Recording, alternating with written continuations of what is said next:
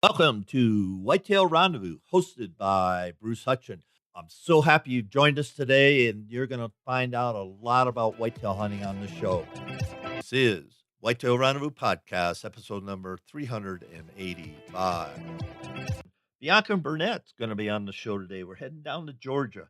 Her AKA, also known as Hurricane Jane. You can find her all out on social media. She was raised as a southern outdoors woman, but it wasn't until a few years ago that she started whitetail hunting. How's that work? Well, when she was on the farm, she had to work hard, and the men did all the hunting, and she just, took care of the game when it came in and learned how to process and take care of game. But she never hunted them, and all that has changed. She's got great stories and what it takes for women to become a huntress and become very successful in the outdoors. It's going to be a great show, folks. Welcome to another episode of Whitetail Rendezvous. Hey, we're heading down to Georgia today, and we're going to talk with Hurricane Jane, or Jane Bianca, or Bianca Burnett.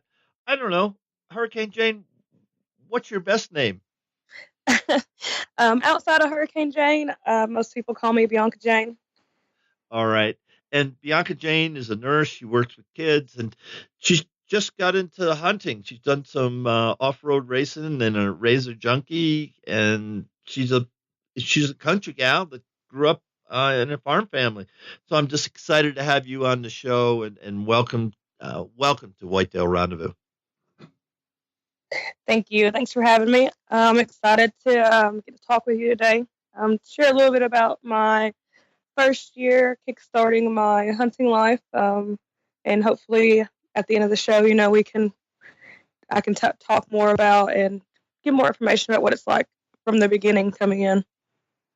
And thanks for that. And in your bio, you spent your youth in the woods and grew up in a farm family. So let's talk about growing up in the hunting tradition. And as I understand, you just started hunting recently. Is that true? That is true. On my own, it started in January for me, gunning or bowing for myself. And so it's fresh, it's new, and it's exciting. And so let's go back to the family farm. And then you said everybody except you were hunters. So let's talk about being raised up in a farm family and having a whole family of hunters. It's really interesting the way down here in the South, we tend to say you don't have to be blood to be family. And that's definitely the truth. I was very fortunate to have farmland and farms surrounding me, and most of their children were within my age range. And so I grew up with them. I remember coming home and we had to move cattle or go take out feed or go water, nighttime, putting the dogs up. I remember when there was coyote issues, they'd tell us where did you hear them at and where did you see them, and them going out to take care of them. I remember they did a lot of deer hunting. The whitetail was the main in this area, and so when they would come back, it was part of what I did with them was helping them assist in harvesting their own meat. And even though they weren't my blood family, even to this day, they're family to me, and that's where I got most of my experience from as a child. It was just second nature to be dirty, muddy, and got blood on you, handling cattle and goats, and getting out there and helping them keep their livestock and everything going like it was mine. So you did assist in the harvest of whitetails when you were a kid growing up. What did that consist of? They would usually already have it field dressed, which I know that now. Remember, there was never any actual guts inside of the whitetail when they made it back. I remember there was at any given night, it could be 4, 5 to 6 different whitetails out there between the families, and they'd be strung up in the largest barn we had in the area, and just sitting there watching them strip the hides off. It was just in unison. It was boom, boom, boom. And then each of the deers would come down and they would start from, start to finish and taking out every little bit. And sometimes it was kind of interesting. I guess they had something worked out. Some families would take certain parts and other families would take other parts. And it was no big deal to me to sit there and watch it. And then they'd wash this meat or go throw away this fat, wash the tables, helping to hose down where they chopped all their meat and stuff. It wasn't really a chore. It was just something you really just look forward to. Everybody laughing and having a good time and talking about being out there. It was something that I'll never forget, and definitely put the passion in me to want to be able to do it. So, I had to just wait on the opportunity to present itself to be able to do it for myself. And Go ahead. Go ahead. And being at their house, that's all. That was pretty much the main course was deer of some kind or hogs, But deer, whitetail was it in every shape, form, or fashion. Whether it was smoked or grilled or slow cooked, it was just second nature. I was just thinking, I wonder what your favorite recipe was. That's what I was thinking of. When I went a little quiet, I'm going, I'm going to ask her what her favorite recipe was. So what was your favorite recipe? Oh, hands down, it was the deer tenderloin that they would smoke. I remember it tastes like a slow cooked jerky, but unlike being dehydrated and dry like jerky, it was tender. It was fall off, just fell apart. There was juice just ran out of it, and it was good with anything. We even put it on a sandwich, ate it with some potatoes, corn. It was definitely the easiest to eat, the most flavorful. And then I learned later how important that was because there's not a ton of tenderloin on a whitetail. So now I feel, really privileged that I was able to partake in that as a child. I'm just thinking, some of the meals I had, the backstrap and the tenderloin, definitely, the best eating. And we used to butterfly, or still do butterfly up the backstrap, and then the tenderloins we do a lot of things with, and I like grilling them, after they've been marinated just a little bit, and so that's what we like to do. I'm getting hungry. How about you? I know. I'm sitting here thinking, can I get some deer burgers here soon? Yeah. That would have to be my second favorite, was the burgers, without a doubt. Maybe Jimmy John's will serve it. Just a joke, folks. Jimmy John's. I wish. Yeah. Oh, Lord. So anyway, so now you're all grown up and you got a fiance. Is he the reason that you wanted to start hunting? He is. He 100% hands down was. He grew up in Alabama, very, very way back in the woods. You wouldn't know it now, but his family was like the family I grew up with. They all hunted. They ate different types of game. They put food on the table by hunting. They didn't go to the supermarket like we do today so much. And so he had taken a break. I mean, we're talking he was a teenager, out there hunting on his own without anybody and just bringing them in. And so it was last year sometime that he somehow it got brought up. We were watching some kind of hunting show. And it's so funny how I'd never talked about it because I'm always, always, always envious of people who hunted. And I never had the opportunity to learn or have anybody to teach me, and take me out to do anything. And he looked at me and said, would you want to hunt? And it was like my face, my smile almost cracked my face off. I was like, do I? Are you kidding me? That was like saying I just won $1 million. And so he was very adamant about making sure that I was properly educated, that I was ethically prepared, and did things the right way and knew how to safely go about hunting. So we took the time. Well, he took the time to teach me and everything from how to pack my packs going in to, eyeballing my own yards, about having to use anything, how to, something simple like how to put up your own climbing stand. These are all things that you have to learn. And, there's a lot to it. There's way more to it than I would have ever thought. But it's been awesome. It's been an adventure. I look forward to it. We talk hunting every single night. We're gone to work and we're talking hunting. So I'm very appreciative to him. I'm finally earned my wings to where, he's okay with me going out by myself now. So I'm taking the opportunity to continue learning here, over the course of the summer leading up to whitetail season. And it's just, my heart's pounding right now just thinking about it. I'm that excited. I can't wait for the season to open. It's been a blessing to be allowed the opportunity to go out and be a part of the hunting world and do my part. And I'm looking forward to bringing home, my own whitetail to harvest for my own children. And that's all, it's all because of him taking the time and faith to teach me. There's lessons learned there, listeners. Fortunately, Hurricane Jane met up with a guy that asked her and then took the time. It's more than just asking, hey, you want to go hunting with me? But he took the time to break it down so she's really comfortable going out in the woods alone. And, props to your husband. Love to get him on the show and get his side of the story. But having said that, so you have not harvested a whitetail yet? I have not. I picked up, it was January, it was about the end of January-ish when I really became to the point where I was going to, go straight in and just decided it was all or nothing, which I think was a good time. Gives me time to develop. I've taken the course of the last couple months to hunt other things that really get me comfortable being out there and getting, comfortable with my rifles. I've now picked up using the bow. I sit here and beat myself up all the time that I didn't just step out in the beginning of whitetail season. But then, I want to make sure that I'm fully prepared, comfortable, and educated, and ready to face the season head on without any hesitation.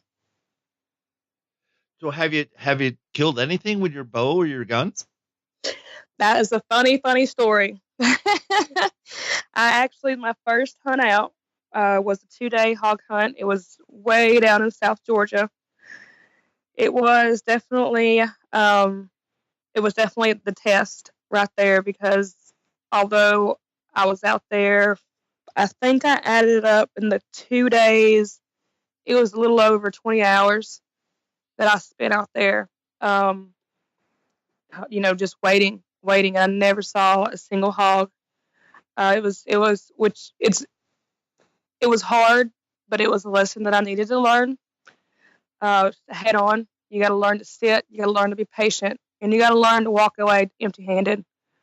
I gave it my best. I was ready. I stayed as long as I possibly could through the rain and the cold, and it just wasn't for me that time. So since then, I've been out on a handful of different turkey hunts. Our season opened the 16th of this month, last month.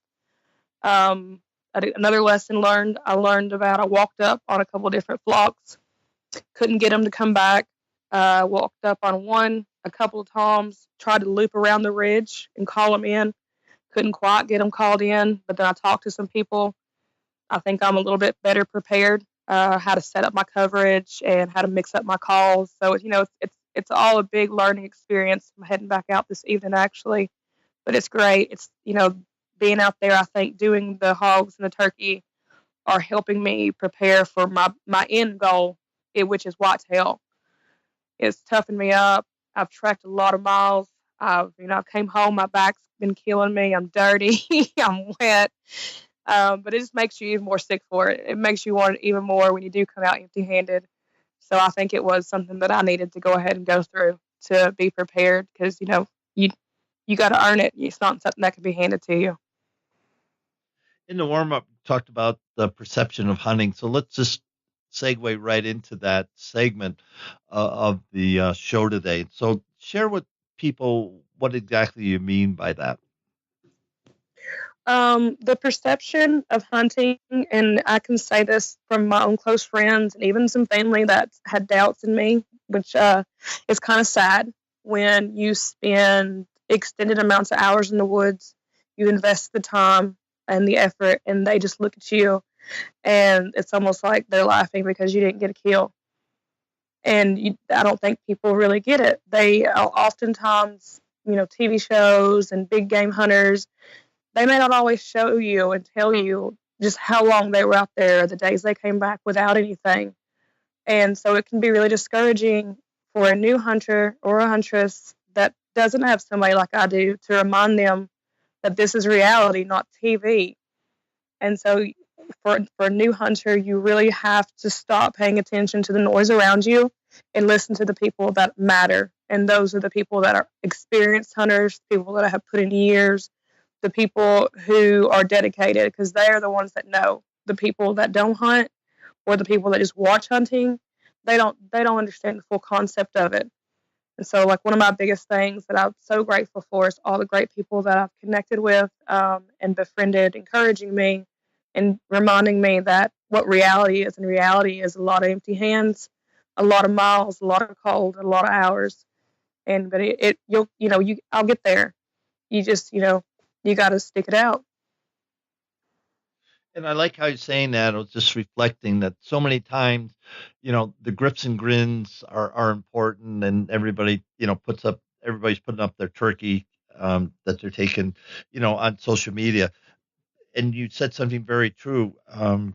When you watch a hunting show, you don't know how many hours it took to get to harvest that deer, to kill that elk, or moose, or just pick your animal, and then the work begins after they do that, because Amen. they do all the B-roll.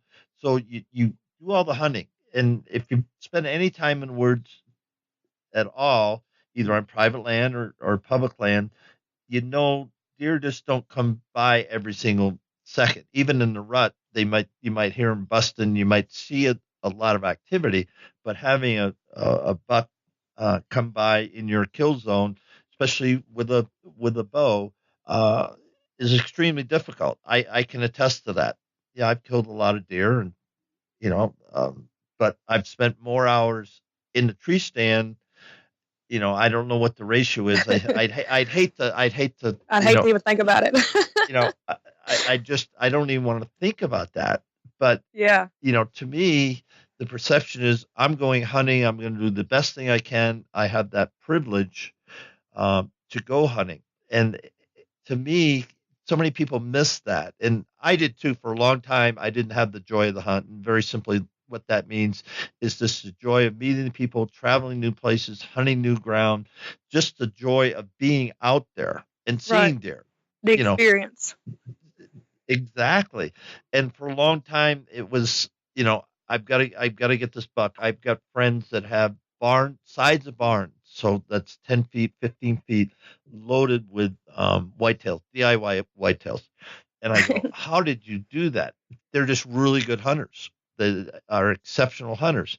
And then for a while, I said, okay, I'm going to go here. I'm going to go there. I'll never get a barn full, but I'll get a lot of representative trophies. And then I realized I was in Iowa and had hunted and shot a nice deer. And at the last meal, I just kind of stood up. I said, I want to thank you guys, because this is the first hunt that I really had the joy of the hunt, camaraderie, good people, the whole thing. And it was all broken down into the personal joy. And I think so many times we miss that. And you said exactly, you didn't get something. What's wrong with you? They don't say it, but that's the intent. That's how you feel. Yeah. Yeah. So, real simple, and I'm going on way too long. Give that up. Find your own joy of the hunt, as Brenda Valentine told me way back when I started this whole thing. Bruce, it's your trophy, it's your deer, it's your turkey, it's your hog, whatever, and it's yours. It's nobody else's. And it's what you make of it. Go ahead. It comes down to what you make of it. So talk about that more. Like, for instance, when I was down there in the hog hunt, every evening when we finally did come in, there was, a campfire full of other hunters. There were older ones, there were younger ones, just sitting around. We would talk about, of course, they knew that I was new, and it was just great conversation. That was just when we got back. And then, like, when I was out there in the woods, it's dark, it's starting to rain and everything, but when I was sitting there and everything was silent but the forest, like I've said, you almost start breathing in unison with the woods around you. And then you realize that for once you're out there, there's nothing bothering you. You're at peace. You're getting to disconnect. You're in the middle of a forest. There's nothing to bother you. That's something to enjoy. You may not have got anything, but you got a moment of peace. You got to go back and commune with other hunters. My first turkey hunt, I got to go out with the son of an old friend of my fiancés. We had great conversation, going from place to place. He was teaching me more about turkey hunting. The next turkey hunt, I actually got stuck out. Terrible thunderstorm. I mean, it was awful. I mean, our sirens were going off. It was so bad. And I was with the guy that owned the land, and so he was showing me around. But I was so dedicated to trying to find, because I saw him there earlier, trying to find him, that the storm didn't even bother me. But we laughed, and it was fun, and just crossing that land and experiencing that, being out there. I mean, it was beautiful. So it's what you make it. It's a privilege to be able to step out in the woods and disconnect from society and social media, and you just leave your problems behind. Not everybody gets to do that, and not everybody has a passion for it. And it's something that you have to find enjoyment in, just being there in the moment. Like I've said, the kill is the peak of the mountain, but the climb is the hunt. That's the adrenaline. That's what gets you excited. The more I'm out there, I don't get anything, the more excited you become. So, you get pumped and you get happy. And those are things that you can't be replaced with other things. It's not replaceable. So it is what you make it. As a women's sport, sometimes it's hard for people to really share knowledge. Now, you're lucky your fiance, now husband, did a great job with you. But what would you say to the people about sharing the knowledge that they have and that you have? I think, of course, for some people, it's been a long time ago. It wasn't that long ago when I had to do my hunter safety course. I still remember part of it was being a good outdoorsman or woman is passing on information. I understand not everybody's going to be that way, but that's how, for me, I even have people ask me about other women, and even as I'm just scratching the surface, but it's important to do that. And it's sad that some women don't feel comfortable asking a guy, because for a long time, men didn't feel like women had a place to be out there doing that. But now I feel like things are changing, and I've had a lot of men been very helpful. They conversate with me and my fiance as turkey are new. And it is important, because if you're, where else are you going to learn from? You can only read so many books or whatever. You need to learn from somebody that's been on the field or been in your area. What if that hunter or that book or that article is from a different part of the world? So it's very important. And I understand not everybody's going to be nice like that, but that's another thing that it's about. It's, you should feel good about reaching out and extending knowledge to help other people enjoy what you're enjoying, because why would you want to keep it to yourself? You should share happiness, and sharing knowledge to make people more successful is really one of the key points in what hunting's all about, sharing those times. So how do you do that? Well, for one, I've often, when I make a post or something like that, sometimes I'll say any input's welcome. If you got some information, this is what I did. And I'll get a lot of feedback, and I'm very grateful for. And then there's some people that I've made a good connection with, or I can tell by how they talk that they're open to being asked questions, and it makes it very easy. Also, for me, if people, mostly women, other women will message me. But the biggest thing is you can tell by how people talk, and how they word things and what kind of person they are. And what's the worst case scenario? If you ask somebody a question, they're going to say no, it didn't hurt you any. But 9 times out of 10, they're going to be like, yeah, I'd love to tell you. Yeah, this is what I think and everything. Because majority of people out there are happy to share their information. They ain't going to share where they're hunting at or their hunting holes.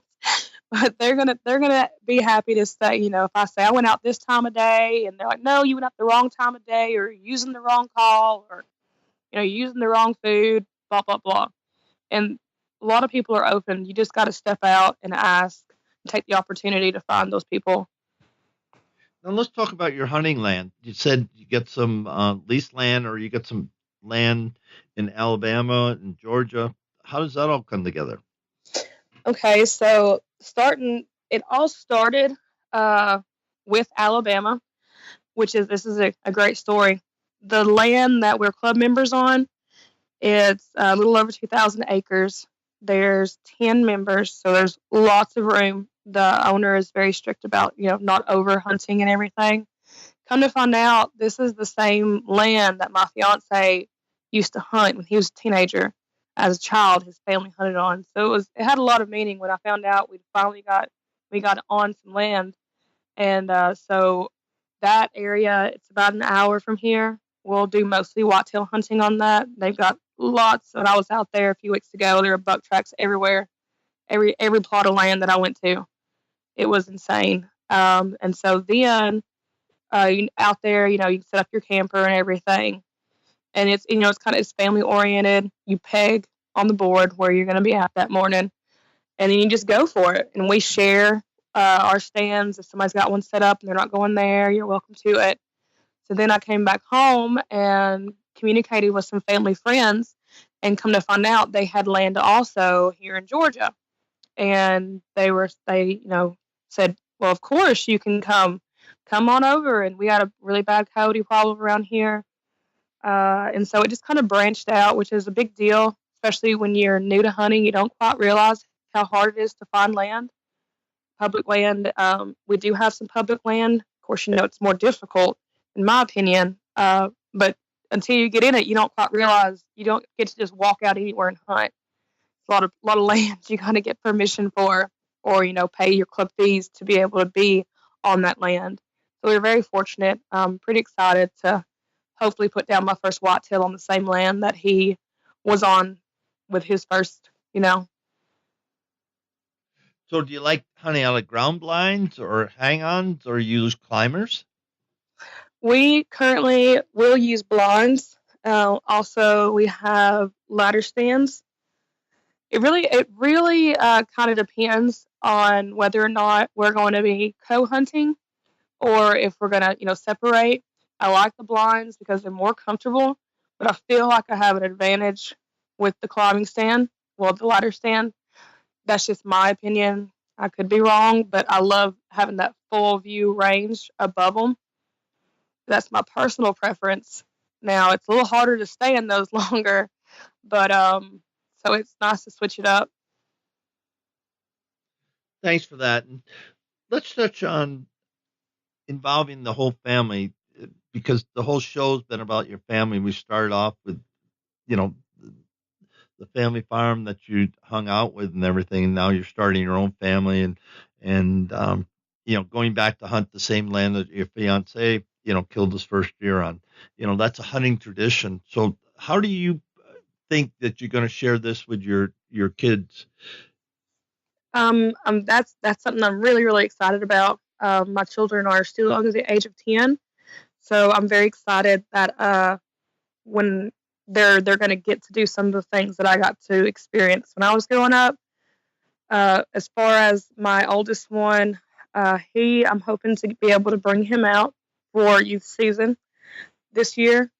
He's loved the bow since before I even picked up a bow, which makes me really happy because now I'm able to do that with him. They're both completely gung-ho. If they know that we went out and checked land or been out hunting, they're like, how did it go? What'd you do? I want to go. They'll go in there and throw on their camo and their boots, and they're ready to go. No questions asked. And so it's really awesome, when they're home and we're not out doing something. I'm constantly telling my children, a little bit about this and a little bit about that, because I feel like at the young age is the best time to get started. And it makes me happy that they're excited to listen. It's something that they'll call me if they're with their grandparents or something, and they'll ask, well, did you get anything? Well, how did it go? And so you can tell that even though they may not be at that moment, they're thinking about hunting.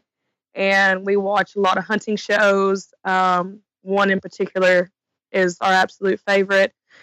They even know him by name and everything. And so that when it comes on, they're sitting around here watching it with us. And so instead of watching reality TV or playing on game consoles, I've got my kids out there trekking land. I'm showing them what a buck track looks like, where turkeys have been scratching. And then they're sitting around watching TV with us as a family, learning the information that we take in from some of the more experienced hunters that I do enjoy to watch. And so it's very exciting. to be able to spend that time with them in the outdoors. Hey, Hurricane Jane, how do people get in touch with you? Do you have a website or Instagram account? I do actually. On Instagram, you can find me at Hurricane3_Jane. And then I'm also on Facebook. You can find my For Fun page. It is also Hurricane Jane Bianca Jane. I also have my own page. It is Bianca Jane. You can usually get me through any of those at any time. I'm pretty active on there. I try to keep up with everything. And that's one way that I'm able to share my information and take in other information from other people.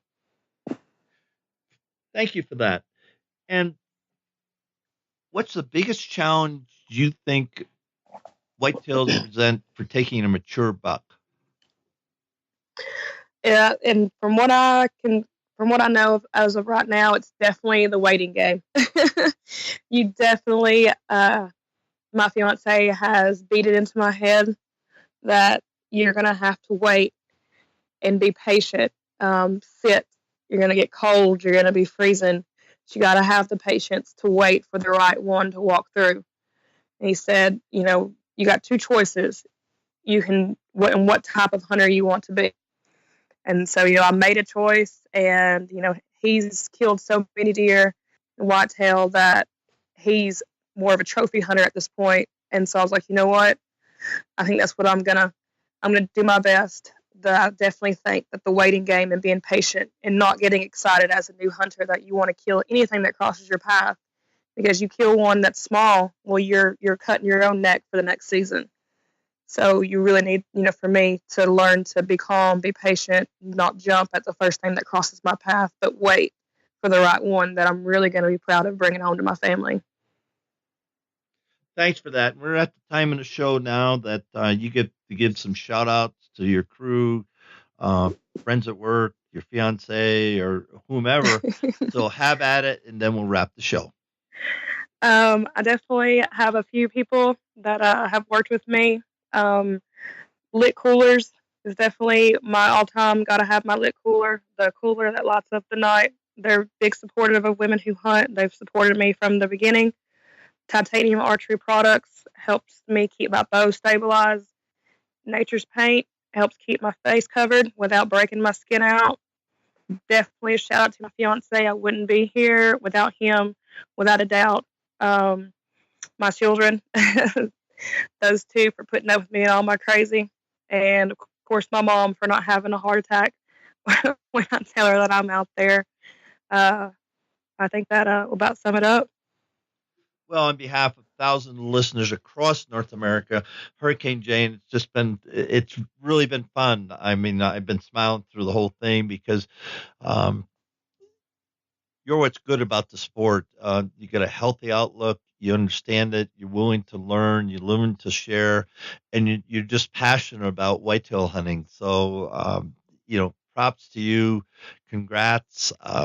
And I can't wait to get some pictures or see some pictures of your post of your first whitetail. So on behalf of Whitetail Rendezvous, thank you so much for being a guest on today's show. Thank you. On the next episode, I'm excited to head down to Texas and meet up with Matt Gray. Hey, Matt was on a podcast with Echo Mountain Gear, and I heard about it. And so I listened to the podcast and found out that he took off from Texas, drove 12 hours, and within 3 days, he had his first bull elk ever down in Colorado. How'd he do that? Well, he's one heck of a whitetail hunter, and he put a lot of the tips, techniques, strategies from hunting whitetails into hunting bull elk, and he got her done. Sit back, relax. It's going to be a great show with Matt Gray from Texas. Thanks for joining us. Be sure to tune in tomorrow for another episode of Whitetail Rendezvous, where you can listen and learn from the experts so you can be more successful on your next hunt.